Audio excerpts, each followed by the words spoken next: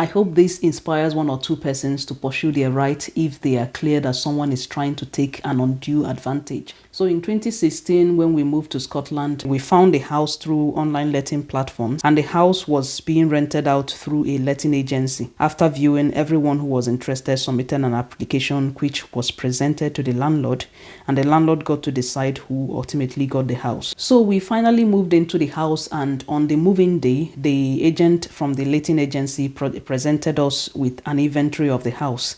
The inventory included pictures showing the condition of the house, and basically the agency was very organized and clear on what is expected of us and the condition we have to leave the house in when we are moving out. They also informed us that the house was going to be inspected roughly every 3 months. All sounded good, and the house was indeed regularly inspected as planned. Every time we had the inspection, the agent was filled with praises of how we've kept the house in top condition. Overall, the house was in good condition, and mostly when we complained of something that needed done in the house, the agency or the agent got someone in to take care of it within reasonable time. There were, however, two things which we complained about that wasn't resolved, and eventually we stopped complaining because we figured it might take a lot of money, or it might even require us to move out of the house for them to get fixed. So we just stopped complaining about them. So for example, I was not comfortable with the fact that the cooker in the kitchen was very close to the backsplash, was very close to the wall, and also the two big burners which were really useful for cooking. I mean, those were the ones I really used to cook. They were the ones behind as opposed to being in front, to even make matters worse. So that meant that each time I used the cookers in cooking, the flames actually stained the kitchen backsplash or stained the wall in the kitchen, and the flame were also kind of touching the back wall. From my point of view, I was really uncomfortable with having the kitchen tiles stained in that way, because the tiles were kind of white, or sort of white in color, and I wasn't comfortable having it stained. I felt that didn't really look good. So each time they came for inspection, I pointed out that the flame from the burner is staining the kitchen wall, but nothing really came of it, and I just cleaned and cleaned as much as I could, and it just wouldn't come off and got worse, in fact, over time. Then also, shortly after we moved in, we noticed that some of the mains, that's like where you plug in your electric kettles and things like that, so some of the mains, when you plugged any appliance into it, it tend to start sort of melting or burning, and that actually destroyed our electric kettles. And at least there were two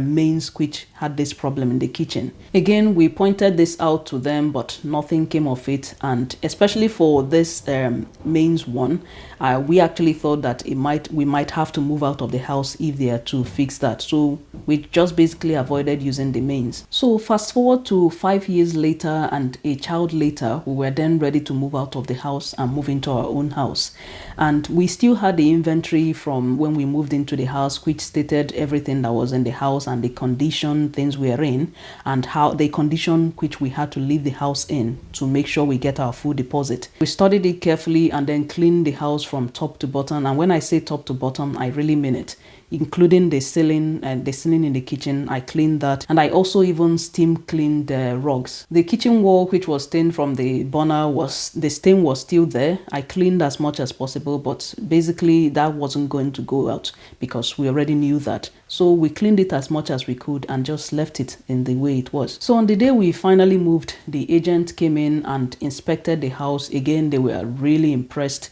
and they basically told us that we should expect to get our deposit refunded to us by the landlord within a couple of days, or maximum a week or something like that. So even if you rent through an agent, the landlord can still be the one to get your deposit. But however, here in Scotland, they are legally required to put your deposit into a deposit scheme. There are 3 of them.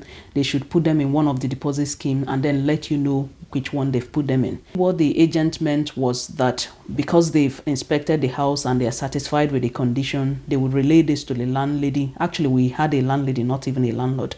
They would relay this to a landlady, and then she would trigger the refund of our deposit from the deposit scheme. But being that we moved to our own home, there was so much to do, unpacking, unboxing, and all of that. So a couple of months actually went by, I think about 2 months, before one day I just remembered, oh, our deposit. So I asked my husband, did our landlady return the deposit yet? And he went to his account and then looked through his statements, and he said, actually, no, the deposit hadn't been returned. So we reached out to the agent to say, we haven't received our deposit and we are not sure what is exactly going on.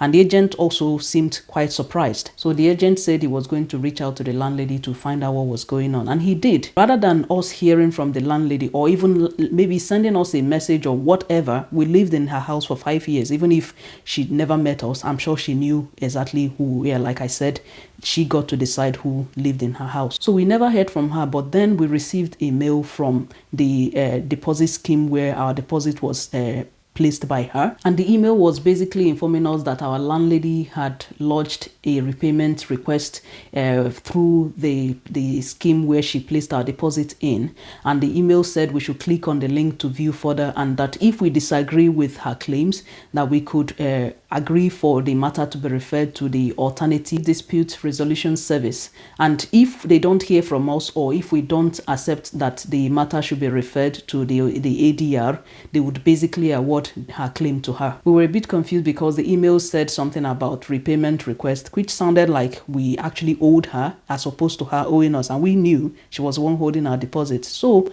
when the shock wore off, we actually clicked on the link, and then we saw that she was claiming damages and redecoration to the tune of £1,300. So when we tried to inquire further what exactly is she claiming damages and decoration for, we got to know that she was claiming damages for the stained tiles in the kitchen. She claimed that she would have to retile the kitchen because of the stains. And also the rooms, she claimed that the wallpaper and the paint walls were coming off and she would have to redecorate the walls. Anyways, luckily for us, the agent was also not impressed by this turn of event. They also thought that the standard procedure was when someone moved out of a property, you touch up the property before you let someone else in, especially if they live there for so long. Well, I trust myself in situations like this, so I launched into research mode. So from my research, I even found out that it was dangerous to have the burner so close to the wall as we had it in that house. And in fact, it's one of the requirements. It's a legal requirement that when you're building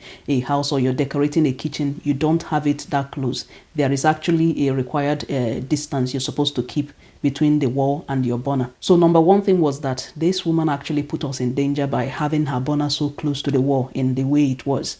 And the mains which were melting suggests that there may have been some serious wiring faults in the house. So I banked that evidence. Secondly, I found that when you rent a house, reasonable wear and tear is expected. The document we were given when we rented the house mentioned something about reasonable wear and tear, but I really wanted to know exactly what would be allowed.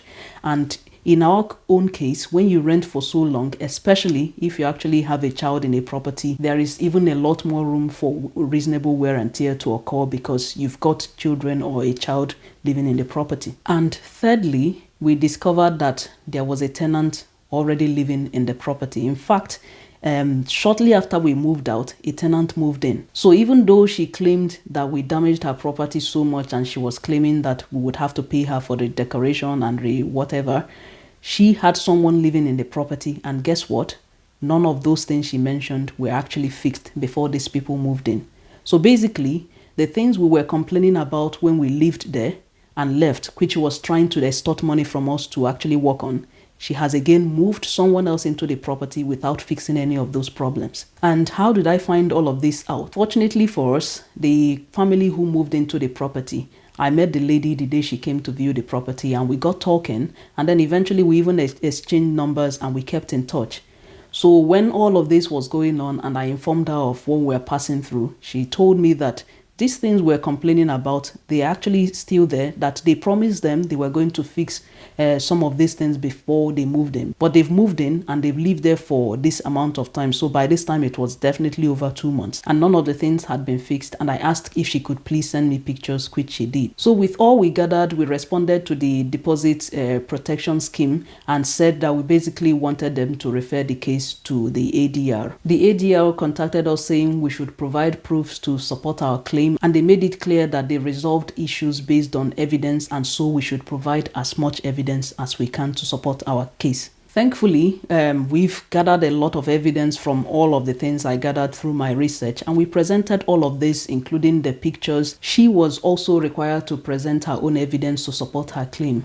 We never got to know exactly what she presented, but we are guessing that perhaps she would have presented evidence of the wallpaper and the paint and maybe the stain. But then, being that we wrote a note and provided the same evidence to explain what those were, I'm sure that would have helped to counter whatever she claimed. To cut the story short, we won the dispute and our money was returned to us within few days. I hope this inspires one or two persons to pursue their right if they are clear that someone is trying to take an undue advantage. Thank you for watching, and I'll see you in my next video.